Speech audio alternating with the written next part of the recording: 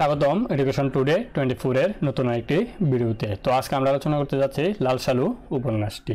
তো লাল সালু উপন্যাস থেকে তোমাদের এসএসসি পরীক্ষায় বাংলা প্রথম পত্রে 2টা সৃজনশীল প্রশ্ন এসে থাকে এবং এমসিকিউতে 5টা এমসিকিউ মোটামুটি।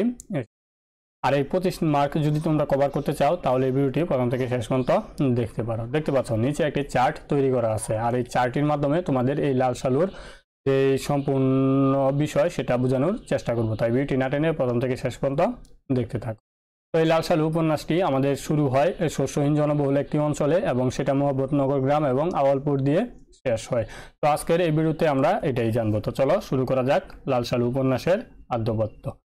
তো এখানে লাল সালু উপন্যাসটি লেখা হয় 1948 সালে, আর এটা লেখে সৈয়দ ওলিউল্লাহ, যার ইংরেজি ভার্সন ফ্রি উইদাউট রুল।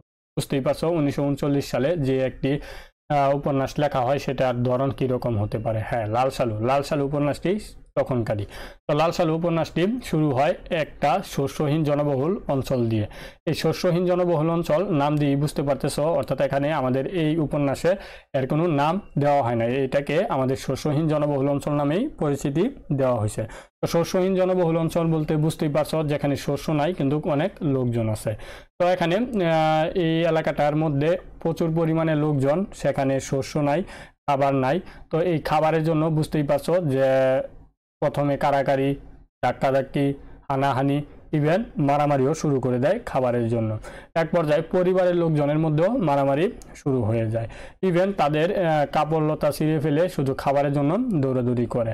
আর এই খাবার না পেয়ে তারা কিন্তু বিভিন্ন অঞ্চলে বেরিয়ে পড়ার যে প্রচেষ্টা সেটা চালিয়ে যায়। কেউ তার যেই এলাকার যেই সমস্যা সেটা থেকে বেরিয়ে বহুদূরে চলে যেতে চায়, দেশ থেকে দেশান্তরে, কারণ এখানে খাবার নাই। এখানে শস্যহীন জনবহুল অঞ্চলে কবি একটি কথা বলছে, শস্যের চেয়ে টুপি বেশি, ধর্মের আগাছা বেশি। এই অঞ্চলের মানুষ ধর্মান্ধ বলতে এইরকম ধর্মান্ধ, তারা কিন্তু ধর্মের যেই সঠিক দিক নির্দেশনা সেটা না মেনে ধর্মের নামে অন্যান্য বিষয় বিশ্বাস করে থাকে, যার কারণে তাদের এই অবস্থা। তারা ছোটবেলা থেকেই কুরআন শরীফ, আমপারা কিংবা ধর্মীয় যে শিক্ষায় শিক্ষিত হতে চায় সেটাই করে, কিন্তু তারা প্রকৃত ধর্মের শিক্ষাটা নিতে পারে না। তাই এখানে কবি যে বলছে শস্যের চেয়ে টুপি বেশি, অর্থাৎ শস্য যতটুকু আছে তার চেয়ে বেশি টুপি বলতে মানুষকে বোঝানো হয়েছে, অর্থাৎ যা শস্য হয় তার চেয়ে বেশি মানুষ, এবং ধর্মের আগাছা বেশি।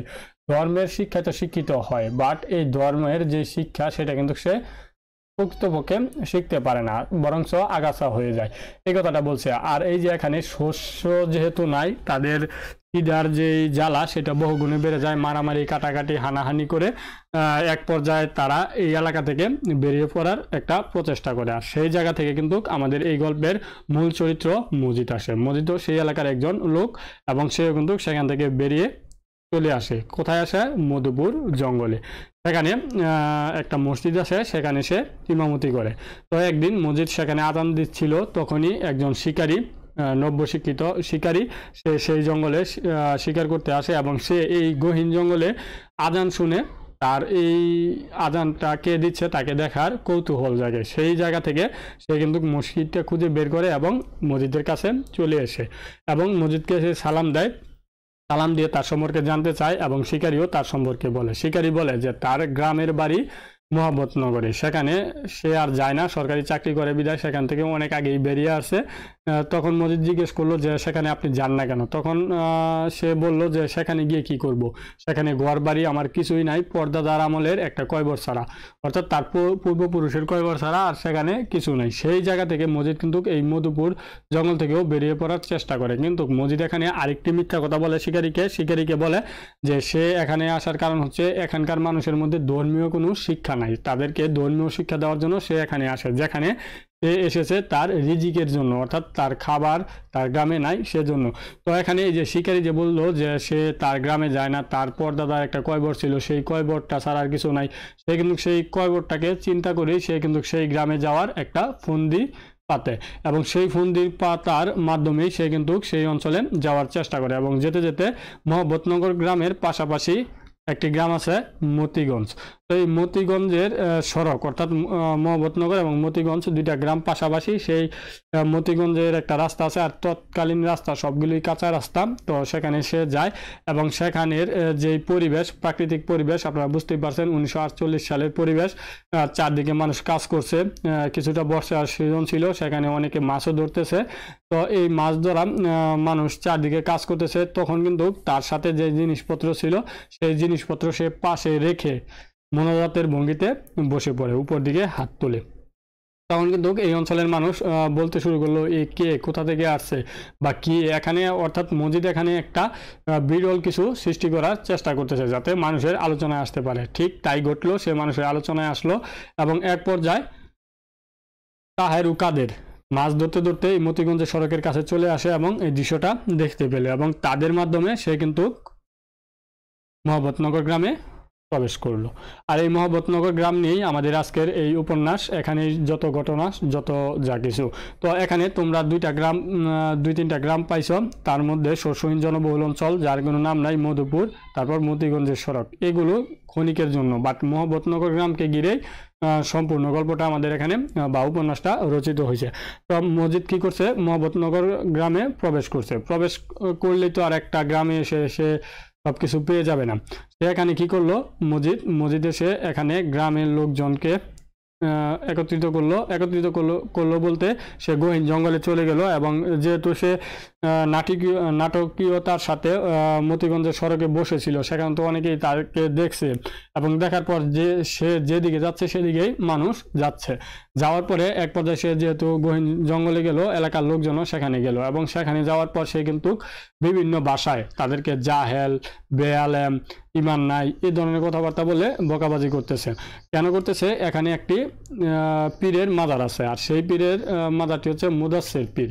তো মুদাসসির পীরের বা সে একজন আলেমদার মানুষ, তার কবরটাকে এইভাবে এলাকায় রেখে ফেলে রাখছে বলে সে গালিগালাজ করতেছে। তো এটা শুনে এলাকার লোকজন একটু বিস্মিত হচ্ছে, কারণ এই এলাকায় এত বড় কবর তারা কিন্তু জানে না। তো এই না জানার কারণটা তারা সবচেয়ে বয়োজ্যেষ্ঠ যে মুরব্বী তাকেও জিজ্ঞেস করছে, যার বয়স 90 ঊর্ধ্ব। তো সেও কিন্তু এই বিষয়টা জানে না, একে অপরের দিকে তাকিয়ে রইল। তো এই যে এইরকমভাবে কিন্তু সে মহব্বতনগরে প্রবেশ করলো। সে যে মতিগঞ্জের সড়কে মোনাজাত ধরে এবং একটা জঙ্গলে প্রবেশ করে কবরকে কেন্দ্র করে প্রবেশ করলো, এটা সম্পূর্ণটাই ছিল একটা নাটক। আর এই নাটকীয়তার মাধ্যমে কিন্তু মহব্বতনগরে প্রবেশ করে। কিছুক্ষণ পর এলাকার মাতব্বর খালেক ব্যাপারী সেও এখানে চলে আসে। আর খালেক ব্যাপারীও একজন সাদা মনের মানুষ, সে ধর্মীয় বিশ্বাসটা একটু বেশিই করে। তখন মসজিদ কিন্তু তাকেও ভয়ে ভয়ে এই বিষয়টা বলল, যেহেতু একজন মাতাব্বর সে বিশ্বাস করে কিনা। কিন্তু মসজিদ যখন এই বিষয়টা বলল তখন খালেক ব্যাপারীও বলল, বলেন কি, আমাদের গ্রামে এত বড় একজন আলেমের কবর বা পীরের কবর আমরা জানি না। তো উনি বললো যে সবাইকে, এলাকার লোকজনদের, যে তোমরা তাড়াতাড়ি পরিষ্কার করো, এটাকে আর এভাবে রাখা যাবে না। তখন কি করলো, মসজিদ একটা লাল কাপড় এনে কবরটাকে পরিষ্কার করে ঢেকে দিল। আর এই জায়গা থেকে কিন্তু আমাদের এই উপন্যাসের নামটা হলো লাল শালু। লাল কাপড়, শালু অর্থ কাপড়। তো এই লাল শালু থেকে, এই লাল কাপড় দিয়ে যেহেতু কবরটাকে ঢেকে দিল, তখন থেকে এটা লাল শালু হয়ে গেল গল্পের নাম। তো এই তো ছিল মসজিদের এই গ্রামে প্রবেশ, মহব্বতনগরের গ্রামে প্রবেশ। আর যেহেতু একটা মাজার এখানে প্রতিষ্ঠিত হয়েছে, আর এখানকার যে দেখাশোনার দায়িত্ব সেটা মসজিদই করতেছে। আর সেই দৃষ্টিকোণ থেকে কিন্তু, আর যে সেই জায়গা থেকেও মসজিদের এখানে কিন্তু যেহেতু এলাকায় একটা মাজার সৃষ্টি হয়েছে, এলাকার লোকজন ধর্মান্ধ, কম শিক্ষিত, তো তারা কি করে, তাদের বিভিন্ন আর্থিক অনুদান এবং দান, চাল, হাঁস, মুরগি, গরু, ছাগল ইত্যাদি এই মাজারে দান করা শুরু করে হাদিয়া হিসাবে। এক পর্যায়ে দেখা যায় মসজিদের এই হাদিয়া দিয়ে অনেকটা উন্নতি হয়, সে এখানে একটি বাড়িও তৈরি করে। এরপর এইভাবে কিন্তু মসজিদের এই মহব্বতনগরে একটা অবস্থান তৈরি হয়। আর এই অবস্থান তৈরি হওয়া থেকে মসজিদ কিন্তু একটা বিবাহ করে, যেহেতু মসজিদের পূর্বে কোনো বিবাহ করে নাই। তো মসজিদ রহিমাকে দেখার পর খালেক ব্যাপারীর মাধ্যমে রহিমাকে বিবাহ করে। তো এই বিবাহ করার পর এখানে যে বিষয় আদি ঘটে, যে এই রহিমা কিন্তু খুবই ধার্মিক এবং স্বামী ভক্ত। তো তিনি আল্লাহকে অনেক ভয় পায় এবং প্রচুর পরিমাণে কাজ করতে পছন্দ করে। তো এখানে বোঝা যাচ্ছে রহিমা একজন সাদামাটা মেয়ে, সে মসজিদের স্ত্রী, আল্লাহকে যেমন ভয় পায় তেমনি মসজিদকেও ভয় পায় এবং অতিরিক্ত কথা বলে না, কাজটা নিয়েই বেশি পড়ে থাকে। তো এই মজিদ যখন বিবাহ করে তার কিছুদিন পরে কিন্তু গ্রামে ও আরেকটি ঘটনা ঘটে, সেটা হচ্ছে করিমগঞ্জ। তো করিমগঞ্জ হচ্ছে ওই এলাকার একটা শহর, বা যে এলাকাটা নিয়ে এই উপন্যাসটা লেখা হয়েছে সেই এলাকার একটা শহর। এই করিমগঞ্জের স্কুল থেকে একটা ছেলে পড়াশোনা করে সে কিন্তু বিদেশে চলে যায় এবং সে বিদেশ থেকে দেশে ফিরে আসে। ছেলেটা কিন্তু মহব্বতনগর গ্রামেরই, আর ছেলেটার নাম হচ্ছে আক্কাস।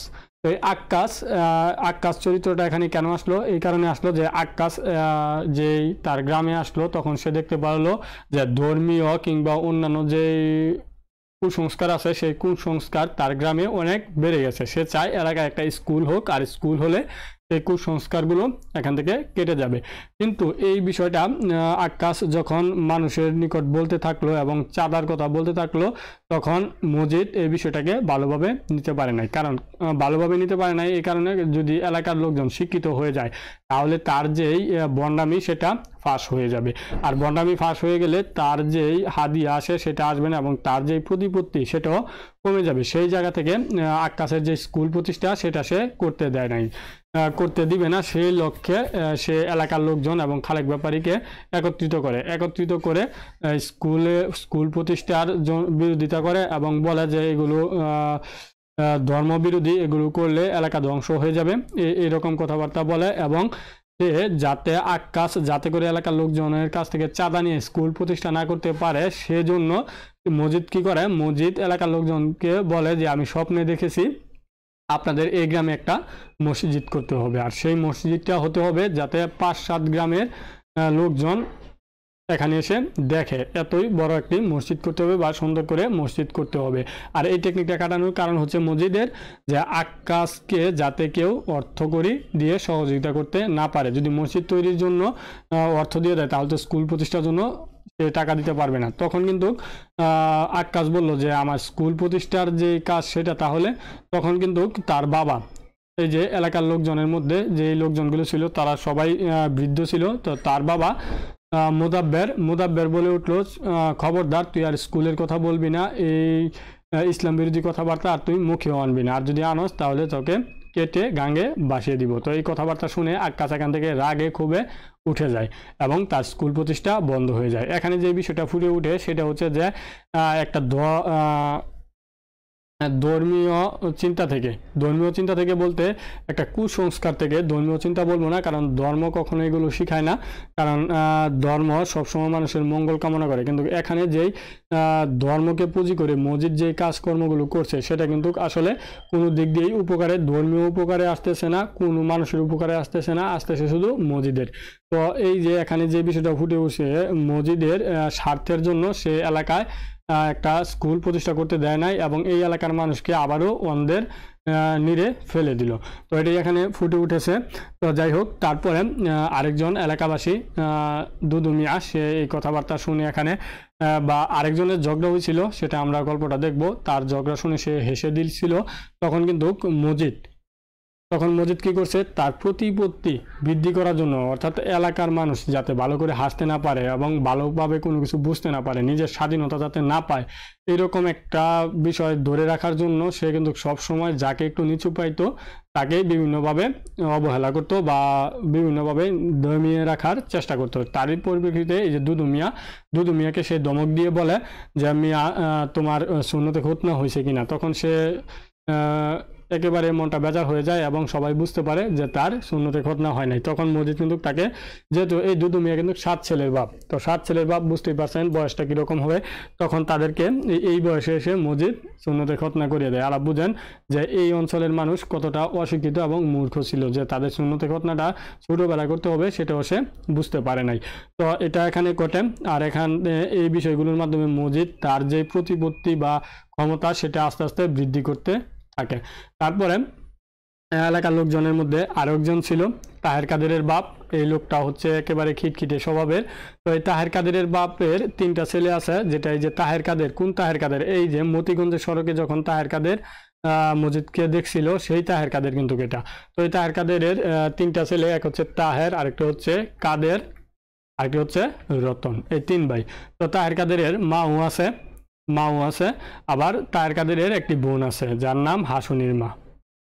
তো এই যে তাহের কাদেরের এখানে কিন্তু এই উপন্যাসে কোনো নাম দেওয়া হয় নাই, তাদের নামটাকে এভাবেই দেওয়া হয়েছে, তাহের কাদেরের বাপ এবং তাহের কাদেরের মা এবং হাসুনির মা। হাসুনির মা হচ্ছে হাসুনি একটা বাচ্চা, আর এই হাসুনি হচ্ছে তাহের কাদেরের বাগ্নি এবং তাহের কাদের বাপের নাতনি, মেয়ের ঘরের নাতনি। তো হাসুনির মা বাপের বাড়িতেই থাকে, তার ডিভোর্স হয়ে গেছে, সে স্বামীর বাড়িতে থাকে না, এই বাড়িতে থাকে। আর এখানে থেকে কিন্তু সে রহিমার সাথে সময়ে সময়ে কাজ করে, যেহেতু রহিমা অনেক কাজ করে বা মজিদের অনেক অর্থকরী হয়েছে, সেই বাড়িতে অনেক কাজ থাকে, যেহেতু হাসুনির মা ডিভোর্সি এবং বাপের বাড়িতে থাকে, তাই সে মানুষের বাড়িতে কাজ করে করে খায়, সেই সুবাদে রহিমার সাথে সে কাজ করে। কিন্তু তাদের পরিবার নিয়ে একটি ঘটনা আছে, সেই ঘটনা কি, তাহের কাদেরের বাপ এবং মা সবসময় ঝগড়া লেগে থাকে। আর এই ঝগড়ার মধ্যে তারাই তাহের কাদের রতন তারা কিছু বলে না, এই না বলার কারণও আছে, তারা তাদের যেই সুবিধা সেটা নেওয়ার জন্য, কারণ তাদের বাপের কিছু সম্পত্তি আছে, সেই সম্পত্তি হাতছাড়া হয়ে যেতে পারে যদি তারা এই ঝগড়ায় কিছু বলে, আর যদি বলেও সেটা বাপের পক্ষেই বলে। কিন্তু তাহের কাদেরের মাও কোনো অংশে কম না, সেও কিন্তু তাহের কাদেরের বাপের যে পুরুষত্ব সেটা নিয়ে প্রশ্ন তোলে। আর সেই যখন একজন মহিলা পুরুষের পুরুষত্ব নিয়ে প্রশ্ন তোলে, তখন তো সেখানে ঝগড়াটা আর একটু বেশি বেড়েই যাবে, তো এই নিয়ে তাদের মধ্যে মারামারি হয়েই থাকে। আর এই বিষয়গুলো হাসুনির মা বাড়িতে প্রত্যেক দিনই দেখতে থাকে। আর সেই জায়গা থেকে হাসুনির মা রহিমাকে একদিন এসে বলল যে আপনি মজিদকে অর্থাৎ তাহাকে বললেন আল্লাহ যেন আমাকে মৃত্যু দেয়। তখন রহিমা জিজ্ঞেস করলো যে কি হয়েছে, তো সে বিষয়টা খুলে বলল যে সারাদিনই বাড়িতে ঝগড়া থাকে এই জন্য আর কি। তো এই বিষয়টা রহিমা মজিদকে বলে, আর মজিদকে যখন এই বিষয়টা রহিমা বলে, তখন মজিদ এটা কি করে, তাহের কাদেরের বাপকে জিজ্ঞেস করে। আর জিজ্ঞেস করার পর তাহের কাদেরের বাপ জিজ্ঞেস করলো আপনি কিভাবে জানলেন। এখানে কিন্তু মজিদ তার কৃতিত্বের জন্য, তার যে সম্মান সেটার জন্য সে বলে আমার কাছে কিছু অজানা না, অর্থাৎ সে বোঝানোর চেষ্টা করতেছে যে মুদাসসির পীরের মাধ্যমে আল্লাহ তাকে সব জানিয়ে দেয়, তাকে কেউ কিছু বলতে হয় না। তো এই যে এখানে তাহের কাদেরের বাপ এলাকার লোকজনের মতো এতটা অন্ধ না, সে কিন্তু বুঝতে পারে ঘটনাটা কি হয়েছে, সে বুঝতে পারে যে হাসুনির মা যেহেতু তাদের বাড়িতে আসা যাওয়া করে সেই হয়তো বলছে। আর সেই জায়গা থেকে সে কিন্তু বাড়িতে গিয়ে হাসুনির মাকে অনেক মারার পর সেই খবরটা আবার মজিদের কাছে চলে আসে। আর মজিদের কাছে যখন সেই খবরটা চলে আসে, তখন মজিদের আত্মসম্মানে আঘাত লাগে। কেন আঘাত লাগে, কারণ এই কথাটা জিজ্ঞেস করার পর তাহের কাদেরের বাপ কিন্তু হাসুনির মাকে পিটিয়েছে। আর পিটিয়েছে কেন পিটিয়েছে, যে মজিদ এই কথাটা জিজ্ঞেস করছে, মজিদের উপর যে রাগটা, সেই রাগটা গিয়ে হাসুনির মার উপর সে যাচ্ছে। সেই জায়গা থেকে সে আবার মজিদ কি করে, সবাইকে অর্থাৎ এলাকার লোকজন ডাকে এই তাহের কাদেরের বাপের বিরুদ্ধে, কেন সে হাসুনির মাকে মারলো, এবং তার চারিত্রিক এবং তার ওয়াইফের অর্থাৎ বইয়ের চারিত্রিক সমস্যা নিয়ে অনেক প্রশ্ন তোলে, যা তাহের কাদেরের বাপের একেবারে লাগে, অর্থাৎ আত্মসম্মানে লাগে। তো সেই জায়গা থেকে মজিদ অনেক ধরনের কথাবার্তা বলে তখন সে বলে যে তুমি মাজারে 5 পয়সা সিন্নি দিবা এবং হাসুনির মায়ের কাছে ক্ষমা চাইবা। আর এই যে বিচারটা করলো, এই বিচারটা কিন্তু তাহের কাদেরের বাপ মেনে নিতে পারলো না, এবং সে এখান থেকে একেবারে চুপচাপ হয়ে উঠে গেল, এবং 2 দিন পর সে কিন্তু তার গ্রাম থেকে নিরুদ্দেশ হয়ে গেল, অর্থাৎ একেবারে গ্রাম থেকে বেরিয়ে গেল। এই যে এখানেও যে মজিদের অবিচার বা মজিদের বেশি ভণ্ডামি বা বেশি পাকনামি কিন্তু একটা পরিবারের কর্তাকে তার গ্রাম থেকে বের করতে সহযোগিতা করলো আর কি। তো এখানে এই যে মজিদের এই জিনিসটাও এখানে নেগেটিভ আকারে ফুটে উঠে। শুধু তাই নয়, এই যে এখানে হাসুনির মা রহিমার সাথে যখন কাজ করেন, তখন কিন্তু মজিদের যেই চারিত্রিক সমস্যা সেটাও দেখা যায়, সে কিন্তু হাসুনির মার দিকে খারাপ দৃষ্টিতে তাকায়। ইভেন একদিন সে কিন্তু হাসুনির মাকে এবং রহিমার জন্য 2টা শাড়ি নিয়ে আসে, একটা হাসুনির মাকে দেয়, একটা রহিমাকে দেয়। এটা নিয়েও রহিমা একটু ঝামেলা করে, কিন্তু হাসুনির মা বলে যে আমার জন্য শাড়ির দরকার কি ছিল, হাসুর জন্য একটা জামা নিয়ে আসলেই হতো, এরকম একটা মন্তব্য করে। কিন্তু এখানে এই যে হাসুনির মার দিকেও মজিদের একটা কুনজর চলে যায়। তো যাই হোক, এই ঘটনাগুলো এখানে ঘটে। এই ঘটনার পর আমাদের আরেকটি ঘটনা নতুন মোড় নেয় এই উপন্যাসে, সেটা হচ্ছে আওয়ালপুর নামে আরেকটা গ্রাম, সেখানে আরেকটি নতুন পীর সাহেব আসে। আর সেই পীর সাহেবের নাম কি হয়, আওয়ালপুরের পীর সাহেব।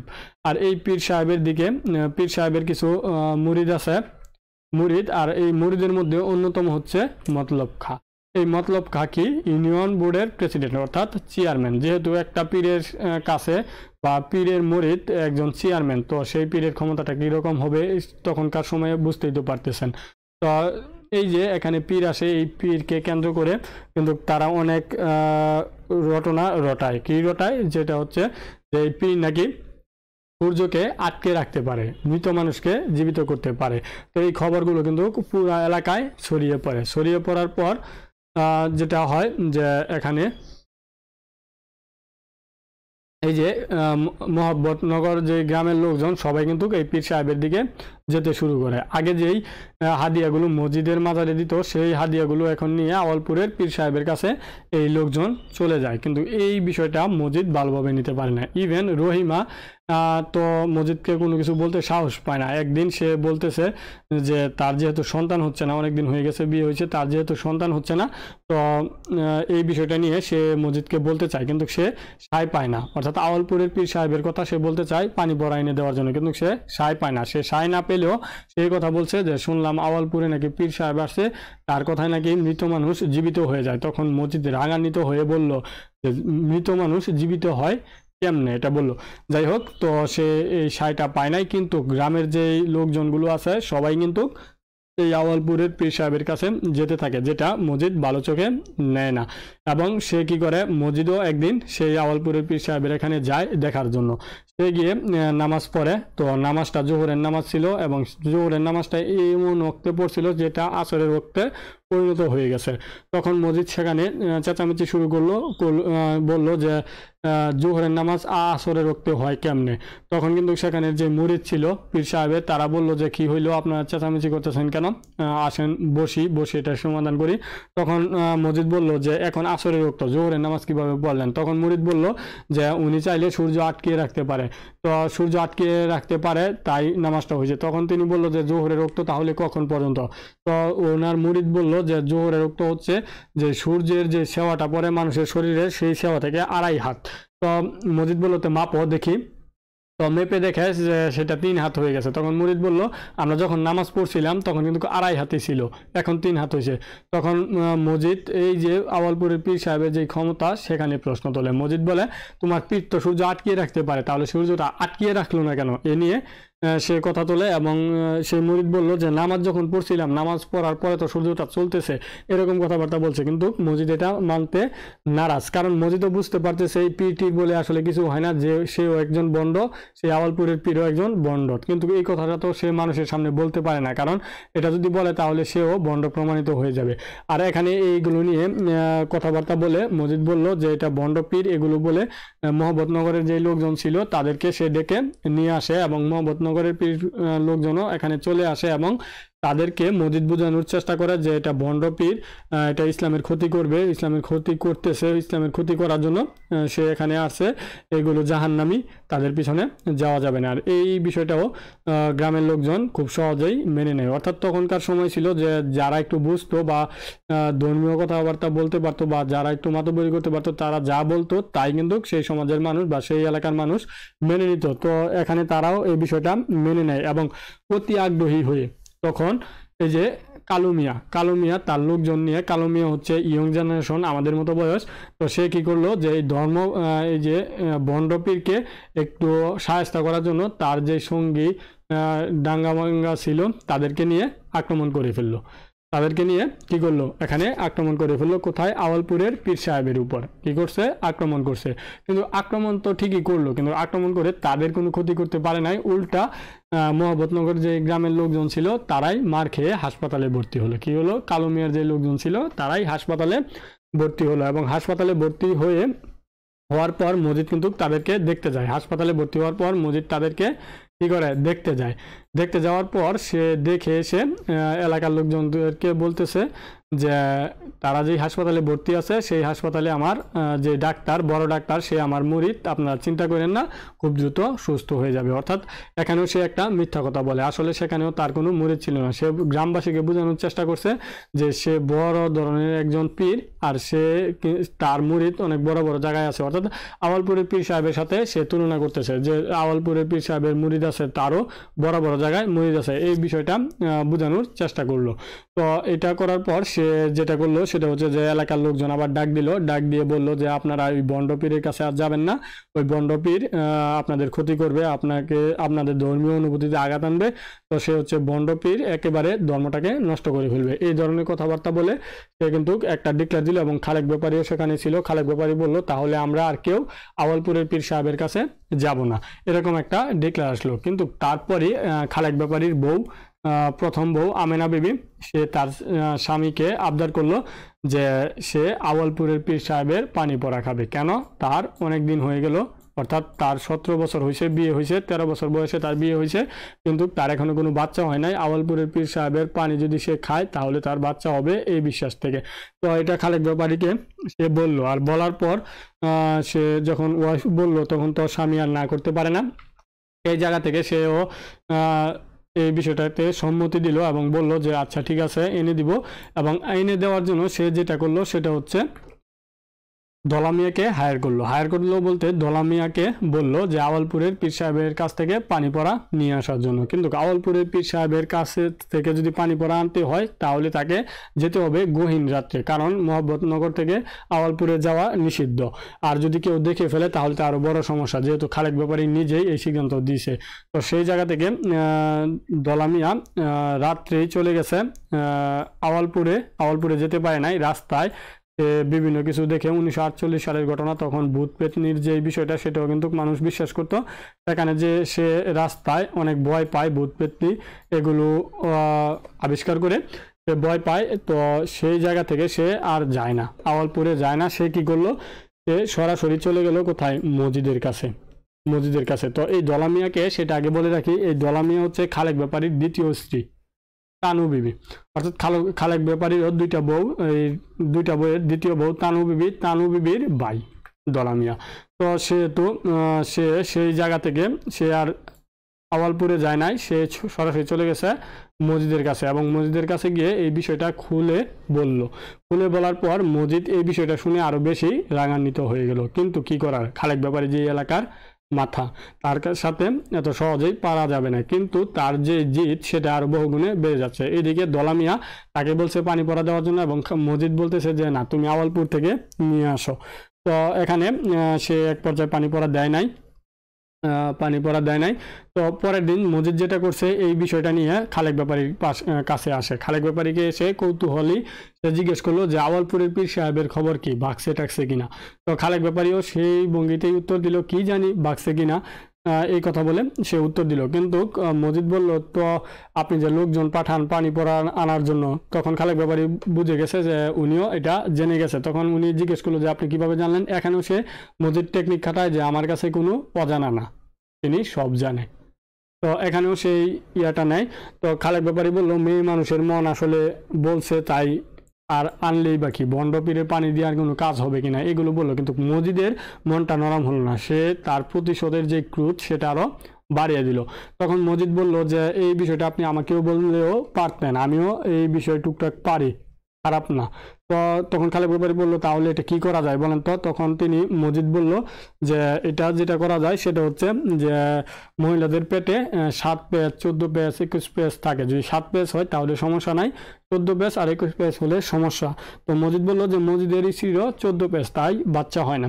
তো মসজিদ খালেক ব্যাপারীকে বললো যে এটা জানার জন্য আপনাকে যেটা করতে হবে সেটা হচ্ছে সে রিনাকে রোজা থাকতে হবে, সারাদিন কোরআন শরীফ পড়তে হবে, এবং ইফতার না করে তার মাজারে গিয়ে পাক দিতে হবে। তাহলেই বোঝা যাবে তার কত পেজ, অর্থাৎ আমেনা বিবির কত পেজ। তো যেই কথা সেই কাজ, আমেনা বিবি সারাদিন সেহরি না করে রোজা রাখলো, কোরআন শরীফ পড়লো এবং ইফতার না করে মসজিদের মাজারে চলে গেল। এবং মাজারে যখন যাওয়ার পর যখন সে 3টা পাক দিল, 2.5 থেকে 3টা পাক দিল, তখন সে মাথা ঘুরিয়ে পড়ে গেল। তখন মাথা ঘুরিয়ে পড়ে যাওয়ার পর মসজিদ বলল এখানে সমস্যা আছে, চারিত্রিক সমস্যা আছে। তো খালেক ব্যাপারী বলল সারাদিন রোজা রাখছে তো এই জন্য হয়তো সমস্যা। তখন মসজিদ এখানে যেটা বললো সেটা হচ্ছে যে আমি যে পানি পড়া দিলাম তাহলে সেটা কি করবে, এই পানি পড়া হচ্ছে যে শরীরের যে ক্লান্ততা সেটা দূর হয়ে যাবে, পানি পড়া দিছি, শরীরে আর কোনো সমস্যা থাকার কথা না। তো এটা অন্য সমস্যা, চারিত্রিক সমস্যা। তখন মসজিদ খালেক ব্যাপারী এই বিষয়টা মানতে নারাজ, তিনি বলল রোজা রাখছে এই জন্য। কিন্তু এখানেও মসজিদ একটি টেকনিক খাটায়। মসজিদ বলেন যে আপনি সারা জীবনে কত খারাপ কাম করছেন যেটা কাকপক্ষীও জানে না, আপনার স্ত্রীরও এমন খারাপ কাজ আছে যেটা কাকপক্ষী কেউ জানে না।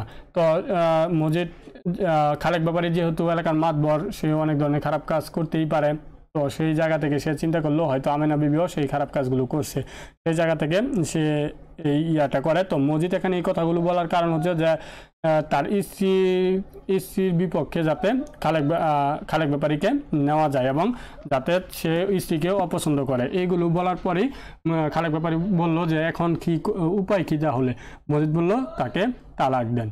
এই তালাকের কথা শোনার পর সে কিন্তু খালেক ব্যাপারী তাকে তালাক দিয়ে দিল। দেখেন এখানে কিন্তু মজিদের এই যে মজিদের কথার বিপক্ষে গিয়ে আওয়ালপুর থেকে পানি খাওয়ার কারণে কিন্তু এখানে একটি সংসার ভেঙে দিল, আমিনা বিবির সংসারটা ভেঙে দিল। এখানেও কিন্তু যে মজিদের ভণ্ডামি সেটা প্রকাশ পায়। তো এভাবে কিন্তু আমিনা বিবির তালাক হয়ে যায় এবং তার স্বামীর বাড়ি এবং জামার বাড়িতে আসা যাওয়ার যে প্রতীক তাল গাছটা সেটার দিকে সে তাকিয়ে থাকে এবং আস্তে আস্তে নৌকা দিয়ে সে তার বাপের বাড়িতে চলে যায় এবং দীর্ঘ 17 বছরের সংসার ভেঙে যায়। তো এখানে আপনারা দেখতে পাচ্ছেন যে এখানে বিষয়টা এভাবেই ঘটে। তারপর এই মজিদের কিন্তু গ্রামে যেহেতু একজন মাতবর তার কথায় তার স্ত্রীকে ছেড়ে দিয়েছে, তার মানে তার এই এলাকার প্রভাব কি পরিমাণ বৃদ্ধি পাইছে। এখন সে শুধু মাজার নিয়ে পড়ে থাকে না, সে কিন্তু এলাকার যেই দরবার আদি সেগুলো করে আপনারা দেখতে পাচ্ছেন। অর্থাৎ তার কিন্তু অনেক প্রভাব বৃদ্ধি পেয়ে গেছে। আর পাশাপাশি তার যে চারিত্রিক সমস্যা, নারীগত যে চারিত্রিক সমস্যা সেটাও কিন্তু বাড়তে থাকে। তারই দৃষ্টিকোণ থেকে একদিন রহিমাকে সে বলে তুমি বাড়িতে একা একা থাকো, আমি চাচ্ছি তোমার জন্য একটা বই আনার জন্য। অর্থাৎ সে আরেকটি বিয়ে করতে চাচ্ছে, সেটাই এখানে বললো। তো রহিমা যেহেতু স্বামীকে অনেক ভক্তি করে, আল্লাহর ভয় অনেক তার ভিতরে কাজ করে, সেই জায়গা থেকে সে আর কিছু বলে না। আর তারই পরিপ্রেক্ষিতে কিন্তু মজিদ আরেকটি বিয়ে করে। আর সেই দ্বিতীয় স্ত্রীর নাম হচ্ছে জমিলা। তো এই জমিলা কিন্তু অন্যান্য যে চরিত্র আছে সেখান থেকে একটু ভিন্ন। সে কিন্তু এত বেশি ধর্ম বিশ্বাস করে না, ধর্মান্ধ না, আবার কেউ যে তাকে কোনো কিছু বলে বসিয়ে রাখবে সেটাও না। তো এই জমিলা প্রথম যখন বাড়িতে আসে তখন রহিমাকে বলতেছে যে আমি ভাবছিলাম এই যে মজিদ বুঝি তার শ্বশুর আর রহিমা বুঝি তার শাশুড়ি, এই কথাগুলো বলতেছে আর হাসতেছে। তো জমিলা প্রচুর পরিমাণে হাসাহাসি করে এবং কথাবার্তা বলে এবং মজিদকে তেমন একটা মানতে চায় না। শুধু তাই নয়, কিছুদিন যাওয়ার পর জমিলা বুঝতে পারে মজিদ একটা বন্ড। কারণ কি, একদিন সে নামাজে দাঁড়ায় মুসল্লিদের নিয়ে, কিন্তু তার ওযু নাই, আর সেটা কিন্তু জমিলা লক্ষ্য করে। সেটা আবার গিয়ে রহিমাকে জমিলা বলতেছিল। তখন রহিমা বলতেছিল এইসব বলতে নেই, চুপ থাক, ওনার ওযু আছেন। তো এই বিষয়গুলো নিয়ে জামিলা লক্ষ্য করে এবং লক্ষ্য করে অনেক দিন যাবৎ দেখে কিন্তু জামিলার কাছে মজিদ যে বন্ড সেটা প্রমাণিত হয়ে যায়। আর সেই দৃষ্টিকোণ থেকে মজিদকে জমিলা কোনো অংশেই মেনে নিতে পারে না বা মানে না বা শ্রদ্ধা করে না। সে তার ইচ্ছা মতো যা খুশি তাই করে। আর এই বিষয়গুলো থেকে মজিদের একটুও ভালো লাগে না, যার কারণে কিন্তু জমিলাকে একদিন ধরে মাজারের খুঁটির সাথে বেঁধে রাখে এবং জমিলা কি করে, সেই মাজারের উপর পা দিয়ে বা মাজারে পা রেখে দিয়ে সে শুয়ে থাকে বা অজ্ঞান হয়ে যায়। তো হঠাৎ করে এই এলাকায় একটি জ্বর আসে, জ্বরে ঘর বাড়ি যে শস্য যে জমি ধানের জমি সেগুলো একেবারে তলিয়ে দেয়। তখনই মজিদ সেখানে যায় জমিলাকে আনার জন্য এবং গিয়ে সে দেখতে পায় যে মজিদের যে মাজার সেখানে জমিলা পা দিয়ে অজ্ঞান হয়ে পড়ে আসে। তো সেখান থেকে সে নিয়ে আসে। আর এই জায়গাগুলো থেকে যখন মাজারের কাপড়গুলো উড়ে যায়, কেউ পা দেয়, তখন কিন্তু মজিদের অস্তিত্ব নিয়ে সে চিন্তায় পড়ে যায় যে কখন জানি তার এই বর্ণামিটা ফাঁস হয়ে যায়।